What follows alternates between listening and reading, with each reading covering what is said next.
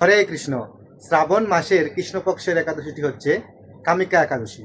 আর এই কামিকা একাদশী ব্রত মাহাত্ম্যটি ব্রহ্মবৈবর্ত পুরাণে বর্ণিত হয়েছে।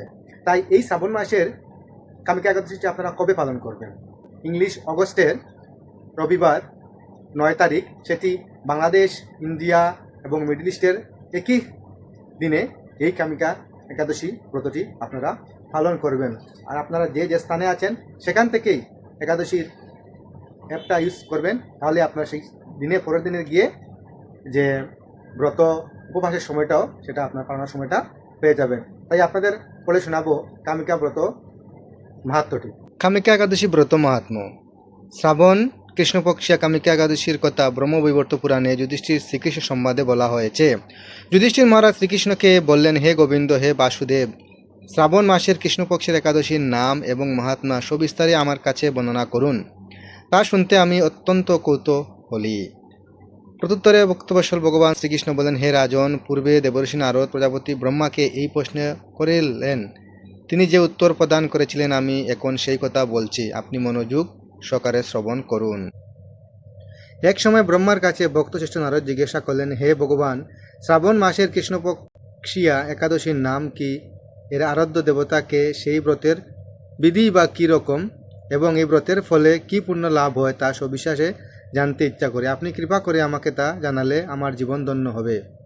শ্রী নারদের কথা শুনে ব্রহ্মা অত্যন্ত সন্তুষ্ট হলেন। তিনি বললেন, হে বৎস, জগৎ জীবের মঙ্গলের জন্য আমি তোমার প্রশ্নে যথাযথ উত্তর দিচ্ছি, তুমি তা শ্রবণ করো। শ্রাবণ মাসের কৃষ্ণপক্ষী একাদশী কামিকা নামে জগতে প্রসিদ্ধা। এই একাদশীর মাহাত্ম্য শ্রবণে বাজপেয় যজ্ঞের ফল লাভ হয়। ভগবান শ্রীহরি পূজা অর্চনা অপরিমিত পুণ্য ফল প্রদান করে। গঙ্গা, গোদাবরী, কাশী, নৈমিষারণ্য, পুষ্কর ইত্যাদি তীর্থ দর্শনের সমস্ত ফল একমাত্র কৃষ্ণ পূজার মাধ্যমে কোটিগুণ লাভ করা যায়। সাগর আরণ্যযুক্ত পৃথিবী দানের ফল, দুগ্ধবতী গাবে দানের ফল অনাশায় এই ব্রত পালনে লাভ হয়।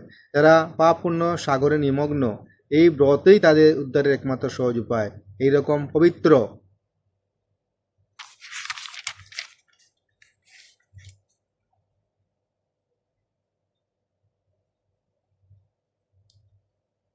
পাপনাশক যে শ্রেষ্ঠ ব্রত আর জগতে নেই। শ্রীহরি স্বয়ং এই মাহাত্ম্য কীর্তন করেছেন। রাত্রি জাগরণ করে যারা এই ব্রত পালন করেন তারা কখনো দুঃখ দুর্দশাগ্রস্ত হন না। এই ব্রত পালনকারী কখনো নিম্নজনী প্রাপ্ত হন না। কেশবপ্রিয়া তুলসী পত্রে যিনি শ্রীহরির পূজা করেন, পদ্মপাতায় জলের মতো তিনি পাপে নির্মল থাকেন। তুলসী পত্র দিয়ে বিষ্ণু পূজায় ভগবান যেমন সন্তুষ্ট হন, মণি মুক্তা আদি মূল্যবান রত্ন মাধ্যমেও তেমন প্রীতি হন না। যিনি কেশবকে তুলসী মঞ্জুরি দিয়ে পূজা করেন তার জন্ম অর্জিত সমস্ত পাপ ক্ষয় হয়ে যায়। এই প্রসঙ্গে ব্রহ্মা বললেন, হে নারদ, যিনি তুলসীকে প্রত্যহ দর্শন করেন তার সকল পাপরাশি বিদূরিত হয়ে যায়। যিনি তাকে স্পর্শ করেন তার পাপ মলিন দেহ পবিত্র হয়। তাকে প্রণাম করলে সমস্ত রোগ দূর হয়। তাকে জল সিঞ্চন করলে যমও তার কাছে আসতে ভয় পান। শ্রীহরি শ্রীহরি শ্রী শ্রীহরিচরণে তুলসী অর্পিত হলে ভগবত ভক্তি লাভ হয়। তাই হে কৃষ্ণ ভক্তি প্রদায়িনী, তোমায় প্রণাম করি। যে ব্যক্তি হরিবাসরে ভগবানের সামনে দীপ দান করেন, চিত্রগুপ্ত তার পূর্ণ সংখ্যা হিসাব করতে পারে না।